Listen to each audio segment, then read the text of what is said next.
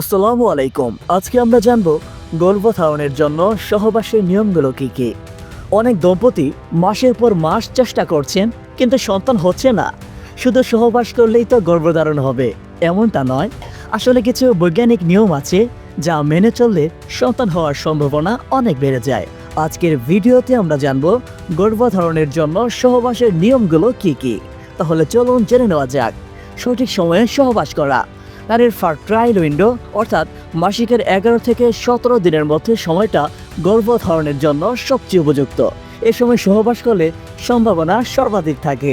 Number 2 রয়েছে প্রতিদিন নয় 2 দিন অন্তর। হ্যাঁ দর্শক, অনেকেই ভাবেন প্রতিদিন সহবাস করলে সম্ভাবনা বাড়ে। আসলে শুক্রাণুর গুণমান বজায় রাখতে 2 দিন অন্তর সহবাস করা সবচেয়ে কার্যকর।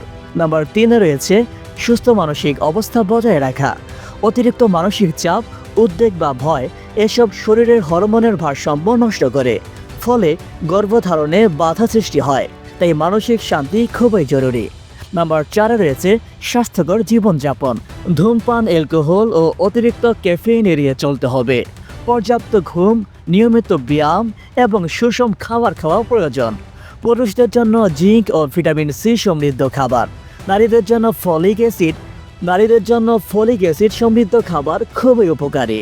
কিছু দম্পতির ক্ষেত্রে হরমোন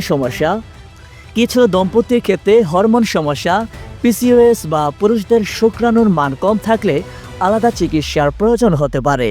এ ধরনের সমস্যা হলে সময় নষ্ট না করে চিকিৎসকের শরণাপন্ন হওয়া অনেক বেশি জরুরি। বন্ধুরা, সন্তান আসা আল্লাহর দান, তবে আমরা চেষ্টা করলেই সম্ভাবনা অনেকটা বাড়তে পারে।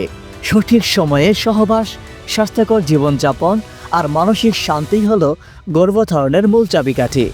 ভিডিওটি যদি আপনার ভালো লাগে তবে একটি লাইক দিন, কমেন্টে জানান আপনার মতামত, আর অবশ্যই আমাদের চ্যানেলটি সাবস্ক্রাইব করে পাশে থাকুন। ভালো থাকবেন, সুস্থ থাকবেন। Tata, good bye.